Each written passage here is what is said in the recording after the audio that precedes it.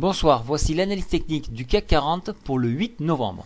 Alors aujourd'hui une très belle journée, donc le coup de poker que j'ai tenté, alors c'était pas bien sûr un vrai coup de poker puisqu'il y avait des figures de retournement à exploiter.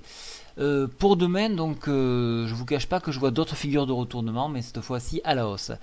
Qu'est-ce qu'on peut dire pour demain? Bien entendu, ce soir, le vote grec, donc très très important. De toute évidence, il semblerait que le vote soit acquis. Donc, il se pourrait que les marchés applaudissent et que cela crée une hausse malgré toutes les tendances que nous avons actuellement. Ça désarçonne beaucoup de gens qui pensent que analyse technique, mais attention, il y a aussi les fondamentaux. Ici, les problèmes médiatiques, il y a beaucoup de choses, et puis la psychologie des marchés. Ne l'oubliez pas, ça a un gros poids lorsque vous faites une analyse technique. Alors, pour demain, qu'est-ce qu'on va regarder? Donc, il y a des statistiques japonaises qui me semblent intéressantes. Le taux de chômage, les prêts, non, les comptes courants, oui, ça peut être pas mal, ça, les comptes courants, donc ils doivent être catastrophiques, bien sûr. Donc, on ne va pas s'attendre à des miracles. Après, on sautera. La balance commerciale allemande, voir un petit peu si elle remonte. Le solde commercial français qui lui doit être dans la théorie négatif. On verra s'il se ressaisit un petit peu. La balance commerciale également en Grande-Bretagne. Le taux de chômage grec, alors je pense qu'il y a un concours avec l'Espagne, donc on va voir qui va gagner. C'est malheureux, mais bon, ça n'a pas l'air terrible là aussi. Le relevé taux d'intérêt, il n'y a aucun intérêt puisque bon, ça va rester sur ce point-là. Alors si ça baisse, c'est encore mieux, mais je pense pas qu'on ait de surprise de ce côté-là, tout comme le taux d'intérêt en Europe. Alors s'il baisse, bien sûr, ça va relancer l'économie, mais il y a pas, on n'attend pas de baisse de taux, ce qu'on a pu entendre hier. Bien sûr, les revendications chômage aux US, alors vu qu'ils ont été portés très haut, il se peut que donc là on ait un effet bénéfique et donc que ça baisse.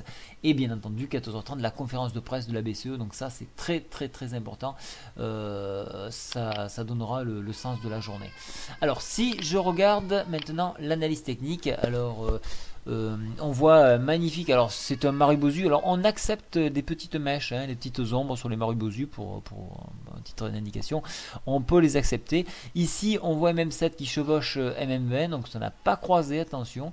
Un Marubozu, alors comme je le dis très souvent, il est retracé de 50%, c'est de la théorie, attention, mais un retracement de 50% nous repositionnerait sur 3450 avec une retouche des MM7 et MM20. Alors ce tricotage que nous avons là, c'est une consolidation toujours intégrée dans le diamant. Alors on a touché un coup en haut, un coup en bas. Moi je dis un coup en haut, un coup en bas, balle au centre. Donc on peut pas vraiment dire qu'on l'a cassé vraiment. Enfin on l'a cassé bien sûr, mais bon ça peut être remis en question, surtout à cause du vote grec. Voilà, moi je compte beaucoup sur le vote grec, quelque chose de positif pour relancer encore la machine, histoire de perturber un peu plus le marché.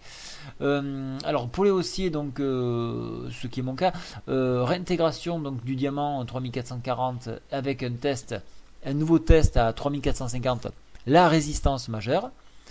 En dépassement, pourquoi pas toucher le haut, 3490, le haut du diamant ici.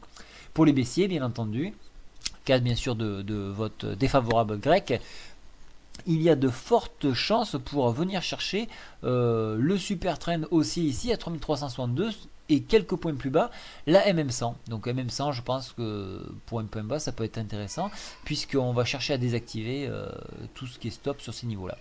On remarquera qu'il y a un SAR haussier ici, donc il a été touché, il est apparu lorsque nous avons cassé le SAR baissier sur les 3500 points, il fallait s'y attendre.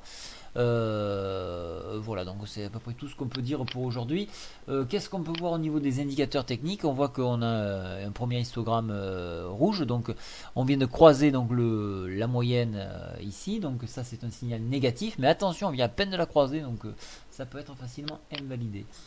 On peut remarquer également le stochastique qui croise à la baisse, donc un signal également négatif, et une force index qui est, alors là il fait pas pitié, les bears ont vraiment pris le dessus, donc faites très attention, ils sont très engagés, ils sont très très très violents là, donc bluff, pas bluff, les volumes étaient là, donc tout est négatif, mais malgré ça